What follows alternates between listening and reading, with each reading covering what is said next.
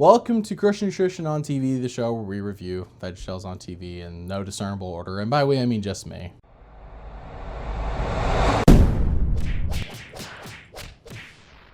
As you might be able to tell, I'm not excited about today's episode. Today we're reviewing a Snoodle's Tale on TV, and if you remember my original Snoodle's Tale review, you'll remember that I didn't like it.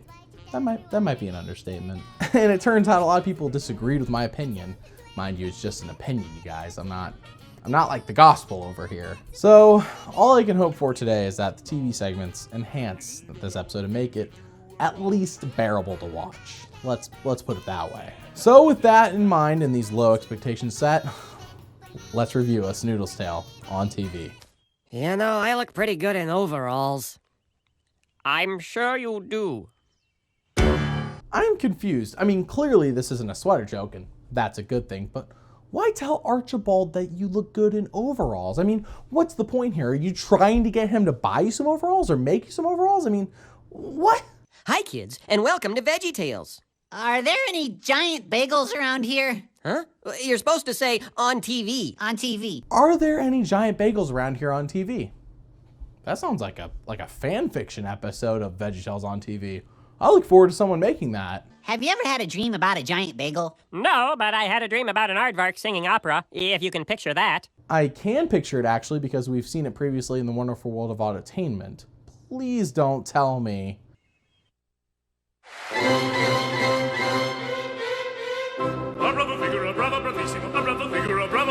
They're kidding us right now.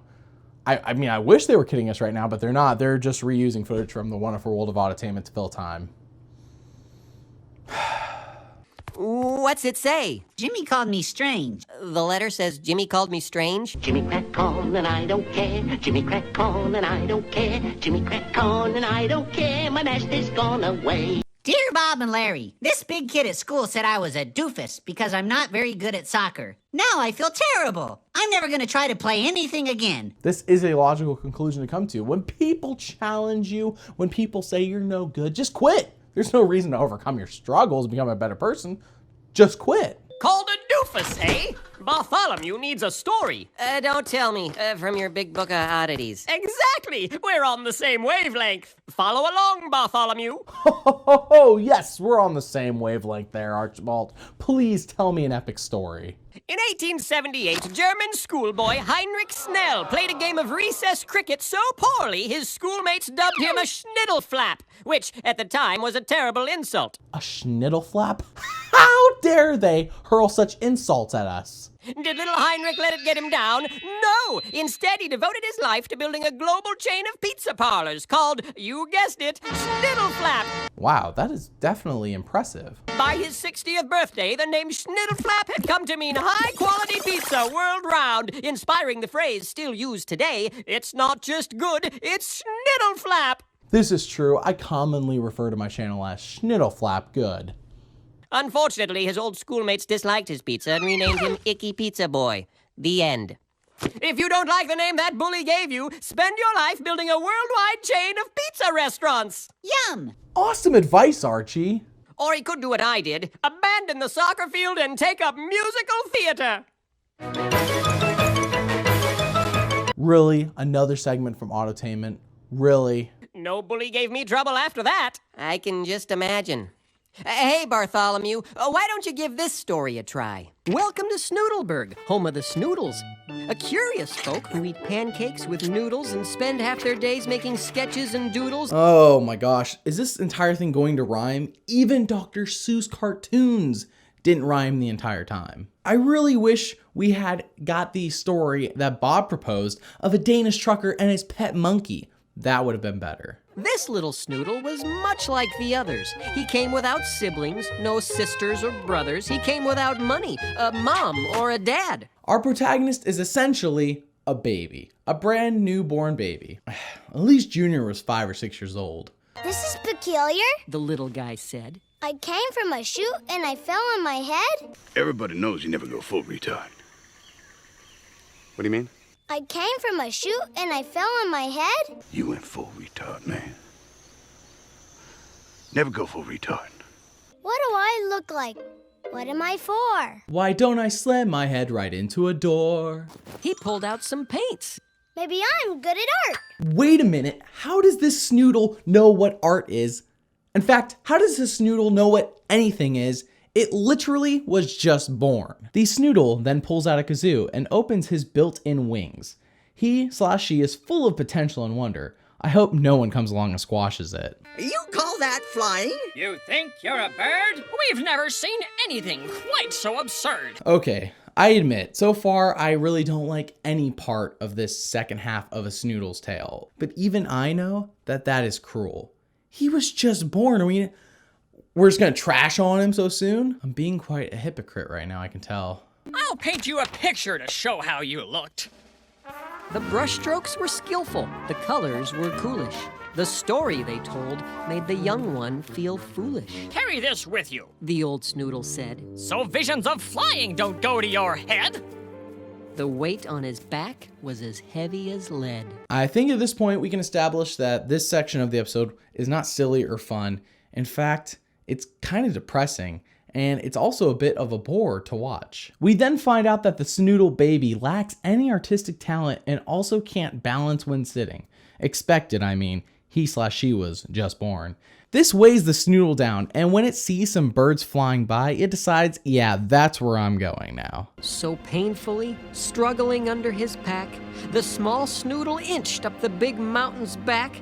I would say this is artistic, but at this point, I'm actually going to say this is some lazy animation right here. He thought it so loudly, he heard his thoughts talk.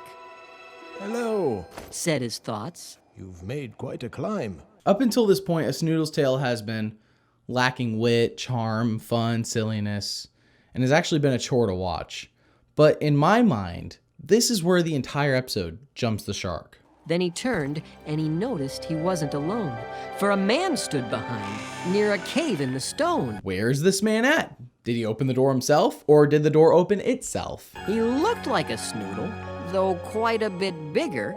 Maybe a giant. The small Snoodle figured. Well, gee whiz, I sure hope we get to see this giant Snoodle. We never get to see this giant Snoodle. Now, I've watched this episode multiple times to try to figure out what is so wrong about this part. And I've realized that obviously the giant Snoodle is God. They make that apparent later in the episode. It's not even a question if you didn't already catch on. So it makes sense that we don't see God. But why can the Snoodle see God? If we go into the Bible and look at Exodus, we see that literally nobody can look at God and live. So this is confusing. Is the giant Snoodle God, or is it Jesus? Because if it's Jesus, we should be able to see him. But if it's God, then we can't see him, which makes sense. But how can the Snoodle see God? This is a huge inconsistency, and it no longer is just VeggieTales being inconsistent. Now it's VeggieTales being inconsistent with the Bible. And that's where the problem comes in. But then again, take that all with a grain of salt. I am overanalyzing a kid's show. Let's continue. God tells the Snoodle he is more important than what everyone else tells him/her that he or she is. He shows the Snoodle what he has planned for it. He then goes on to explain pretty much every trait that God has to reassure anyone who has not caught on that this is indeed God talking to the Snoodle. I gave you your pack and your paints and your wings. I chose them for you. They're your special things. Are we getting nostalgic about something that happened 7 minutes ago in this episode? Lazy. But sir, if you made this incredible land, can't you make Snoodles obey your command? A gift that's demanded is no gift at all. Despite all the negatives of this second half of this episode, this is the shining moment and really to me the only redeeming factor of the second half of this episode. God then gives the Snoodle confidence to fly, and he/she does just that, flying all the way back to his hometown. The end. That was 13 minutes long. A Snoodle's Tale, the main portion of the movie or film or whatever you want to call it that we just watched, was 13 minutes long. Now I want to point out that the length of this entire episode, the length of the entire DVD, VHS, whatever you want to call it, is 50 minutes. And 13 minutes was dedicated to the main story, the story that's on the cover of the box. But at this point, we're only 33 minutes into the 50 minutes that VeggieTales has promised us. So let's see what surprise VeggieTales has in store for us. And Larry, you aren't strange, just unique. Thanks, Bob. Oh, come on, Larry. That's such a cliche line. It's not real. Don't buy into it. I thought pizza was Italian, not German. Oh, please. And I suppose you think Chinese food came from China? Yes, I did. Why wouldn't I? Heavens no! Argentina! I think I need to go lie down. Watch out for the giant bagel. Oh dear. Wow, what an episode. I mean, the autotainment parts being used was clearly a time filler, and you already know what I think about Snoodle's tale, but Archibald's story was awesome. Single-handedly made this episode worth watching. Good work, you guys, and I'm not kidding. Stay tuned as next time we review An Easter Carol on TV. Remember that God made you special, and he loves you very much. Bye!